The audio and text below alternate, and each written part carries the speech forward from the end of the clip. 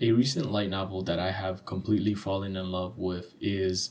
Unsheathed or Sword of Coming. And even though I have already released a 1 minute long, extremely long, I know, but a 1 minute long video reviewing it, I wanted to talk about it some more because initially I had released the review, not because I didn't really have anything to say about it, but because I had way too much things to say about it, and I didn't really know if I had enough time to write out a script or if I had the ability to say all of my thoughts that I wanted in a manner that is not just a jumbled mess and ramblings where I'm just going, I guess, and all sorts of nonsense. But my initial plan was to just get it out of the way and in the meantime think about what I wanted to really say. And now that we're here, let's hope that I at least have gotten a little bit of an idea of what I want to say. But first things first, as the title may imply, I really do think that this novel is a masterpiece because if you have watched any of my prior videos or reviews of any novel that I've read, something that I constantly want to see within novels that I read is more personal moments in which characters are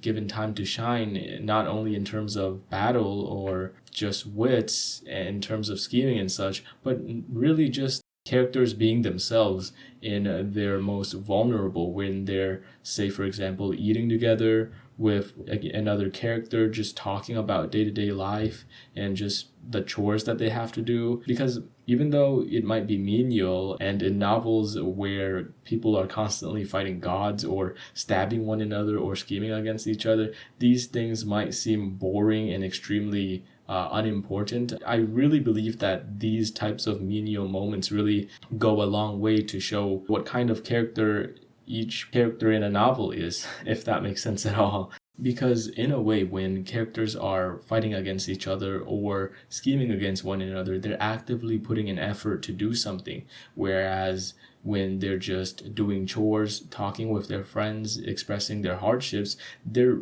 letting down their guard and just expressing themselves in the truest way possible. And this is a long way to say that this novel, Unsheathed or Sort of Coming, does this in a way that is very satisfying to me, because in this novel there's a whole cast of characters that you actually need a character sheet for in order to remember who is who, what their connection with one another is, and how they might interact with each other. And despite the size and amount of characters in this novel somehow still manages to make every single character feel like a real living, breathing human person that has their own goals and aspirations. And I say somehow, but it's really no secret how the author does it. And it's by just stretching out each chapter to its absolute limit. And the author just limit tests everything, not just his writing in terms of how much details he can add into the novel, but he also limit tests the reader, you, the reader, in terms of how much information you can handle. Because one moment the story might be at a climax where our main character Chen Ping'an is fighting a particular character, but in the next chapter it might be just a completely unrelated person that's, I can't say unrelated because everything in this novel is one way or another related to the main character in some way. But getting back, we might be in an intense fight, but right in the next chapter, we might be taken across the continent or across the neighborhood where an old lady and an old man are having a picnic together. And at the time of reading, it might seem like it's not related to the fight or any sense, but later down the line, a couple tens of hundreds of chapters later down the line, we understand that that little cutaway to the old man and old woman having a picnic together was actually a monumental moment in which something extremely important was revealed. When I read this novel, it doesn't really feel like the author is trying to keep your attention span or that he's trying to impress anyone. It really feels like the author is just trying to build a world with his own hands that feels real and is believable, rather than trying to chase fame, rather than trying to chase readers who will give him money and such, however readers support writers in China with their light novels, but it really feels like the author is just trying to create something that is really concrete. In a sense, it feels like I'm actually reading a script for the Donghua that's coming up, because everything is just so detailed and just so well thought out. Even if readers are willing to sit through all the dialogue, all the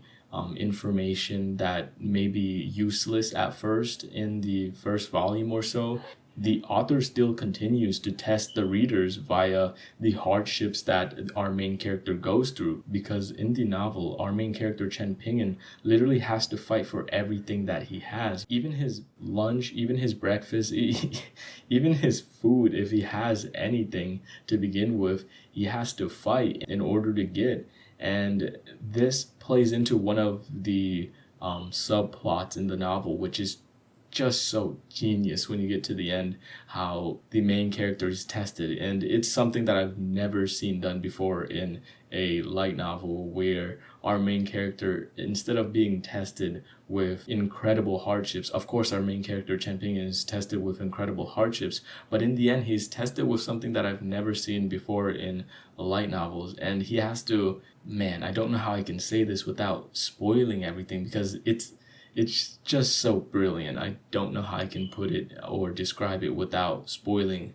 I might even make another video where I talk about spoilers and such, but this novel is just so well thought out. Everything is just so well thought out. Even the side characters in the novel, none of them are people that you should just throw away or remove from your mind or not pay attention to, because in one way or another, each character, each side character connects back to our main character in a way that affects the plot. And in talking about plot, in the first volume alone, there are just so much subplots going on that just promise such an interesting story in the future. And as of currently, from what I've read in the comments, I have seen that the novel has around 9 million words and counting in terms of machine translations. And even with this much words, most of the subplots are still unresolved, which I don't know how others may take it, but personally I see this as just a show of how deep the plots are and how much nuance they have, whereas I guess someone else might see this as just the novel dragging on and going on for way longer than it should. Personally, I have faith in the author, as everything that I have read just shows me someone who has thought out a world that is incredibly deep and feels as if it's actually real. In terms of criticisms that I have for this novel, it's been about 9-10 probably minutes of me just glazing the novel, but yes, I do have criticisms for this novel. For one, it has a lot of, like, this mystery has not this mystery has, but this novel has a lot of foreshadowings for readers in terms of what is to come in either this arc or in future arcs that may be hundreds of chapters from now. But the novel does it in a way that is just so confusing at times, whereas in other novels such as Reverend Insanity or Lord of the Mysteries, they both are novels of great quality that give or present cues and information and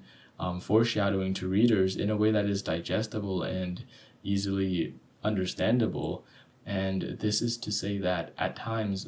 Unsheathed or Sword of Coming feels like it's being hard to read, mysterious, or convoluted just for the sake of being hard to read or convoluted. And honestly, I feel like this is completely unnecessary, because it honestly doesn't need to make an active effort to try and be more deep, because it already is. And when the novel makes an active effort to try and be more mysterious, it just makes for a really bad reading experience, which you just have to trudge through because you're already hooked, you're already sold, you're already hooked on this novel. You know what it has in store, and you know that it's good quality that you probably won't come across or come by reading any other novel out there. The last piece of criticism that I have for this novel is its pacing. Yes, I glazed the hell out of this novel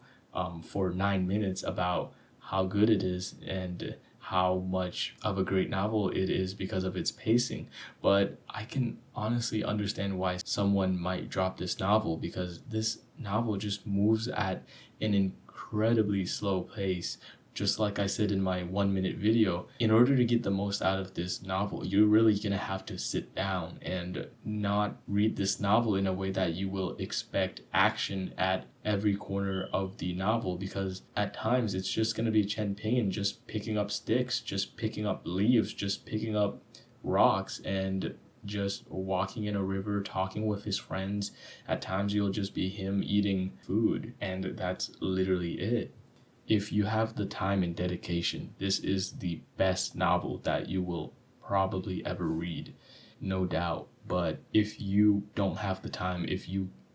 can't dedicate all this time to read a novel such as this, I completely understand. With that being said, thank you for watching all the way through. I love this novel, and hopefully I either helped someone find a novel that I personally really enjoy, and or made a video that was enjoyable to listen to for someone who enjoys this novel as much as I do and wanted to see someone talk about it, because looking up Sort of Coming or Unsheathed, there's literally no videos about it except for the Donghua trailers that are out. And